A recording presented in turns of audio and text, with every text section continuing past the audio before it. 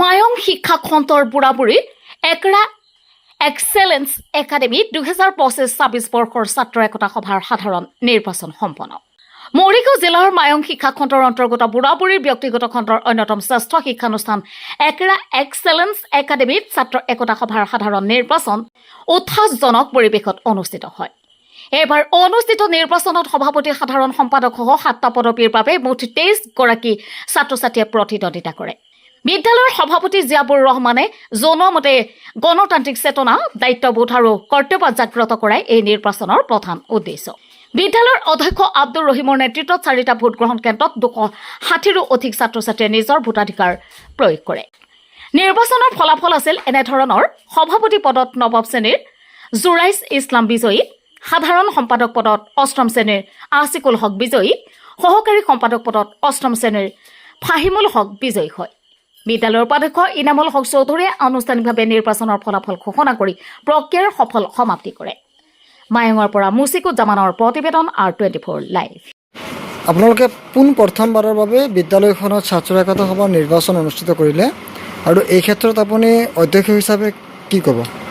হয়, গণতান্ত্ৰিক দেশত আমি বসবাস কৰোঁ। ছাত্ৰ ছাত্ৰীসকলক গণতন্ত্ৰ কি আৰু গণতন্ত্ৰত এগৰাকী নাগৰিকে তেওঁৰ ভোটাৰ অধিকাৰ কেনেদৰে সাব্যস্ত কৰে, আমাৰ জনপ্ৰতিনিধিসকলে কেনেধৰণৰ নিৰ্বাচিত হয়, গণতান্ত্ৰিক পদ্ধতিৰে কেনেদৰে নিৰ্বাচন কৰা হয়, এই বস্তুখিনিৰ আভাস দিয়াৰ কাৰণে শৈক্ষিক যিহেতু পাঠ্যসূচীৰ ভিতৰত আছে আৰু ছাত্ৰ ছাত্ৰীসকলক প্ৰেক্টিকেলি বস্তুখিনি কৰাই দিয়াৰ কাৰণে, সূক্ষ্ম জ্ঞান দিয়াৰ কাৰণে আমি ইকৰা এক্সেলেন্স একাডেমী এটা পৰিয়ালে আমি এইবাৰ এটা চিন্তা কৰিছোঁ, যাৰ কাৰণে আমি এইবাৰ ছাত্ৰ একতা সভা 2025-26 বৰ্ষৰ কাৰণে আমি নিৰ্বাচন অনুষ্ঠিত কৰিছিলোঁ।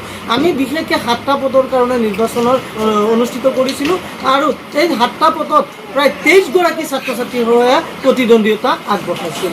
আৰু আজি সকলো শিক্ষক শিক্ষয়িত্ৰী, পৰিচালনা সমিতিৰ বিষয়ববীয়া আৰু অভিভাৱকেই হওক, ছাত্ৰ ছাত্ৰী হওক, সকলোৰে সহায় সহযোগিতাত আজি আমি নিৰ্বাচন অনুষ্ঠিত কৰিব পাৰিলোঁ আৰু ইতিমধ্যে আমাৰ ৰিজাল্টটো ঘোষণা কৰিলোঁ।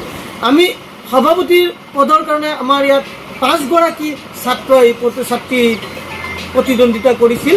তাৰে যিহেতু সভাপতিৰ পদ এজন ছাত্ৰ বা ছাত্ৰী অলংকৃত কৰিব পাৰিব, ইতিমধ্যে আমি ৰিজাল্ট যেতিয়া ঘোষণা কৰিলোঁ তাতে সমপৰ্যায়ত অৰ্থাৎ 61টা ভোটকৈ 2 গৰাকী প্ৰতিদ্বন্দ্বিতা পাইছিল। অৱশেষত গৈ আমি যিটো টছৰ পদ্ধতি, লটাৰীৰ পদ্ধতিৰ মাধ্যমেৰে ছাত্ৰ ছাত্ৰীৰ সহমতত আমি লটাৰীৰ মাধ্যমেৰে সভাপতিৰ পদ নিৰ্ধাৰণ কৰিব পাৰিছোঁ আৰু সভাপতিৰ পদ অলংকৃত কৰিছে জুৰাইছ আহমেদ, ক্লাছ 9ম শ্ৰেণীৰ খ শাখাৰ ছাত্ৰ। ঠিক সেইদৰে সম্পাদকৰ পদত উইনাৰ হৈছে আমাৰ আছিকুল হক, ক্লাছ 8ম শ্ৰেণীৰ ক শাখাৰ ছাত্ৰ। তেওঁ 75টা ভোট পাবলৈ সক্ষম হৈছে।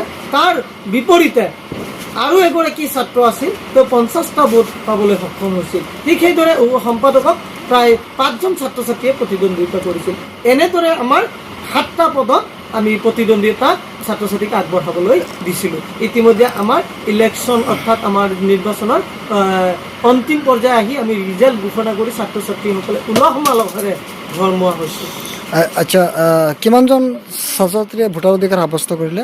আমাৰ একাডেমীখনত অংকুৰৰ পৰা দ্বাদশ শ্ৰেণীলৈকে আছিল, কিন্তু আমি ক্লাছ 10ৰ পৰা ক্লাছ 6লৈকে ছাত্ৰ ছাত্ৰীসকলক আমি প্ৰতিদ্বন্দ্বিতা কৰাৰ কাৰণে আৰু তাত ভোটাৰ অধিকাৰ এই ছাত্ৰ ছাত্ৰীসকলকহে দিছোঁ। ক্লাছ 6ৰ পৰা ক্লাছ 10লৈকে তাত আমাৰ 260 ছাত্ৰ ছাত্ৰী আছিল আৰু এই ছাত্ৰ ছাত্ৰীসকলে ভোটাৰ অধিকাৰ সাব্যস্ত কৰিছে।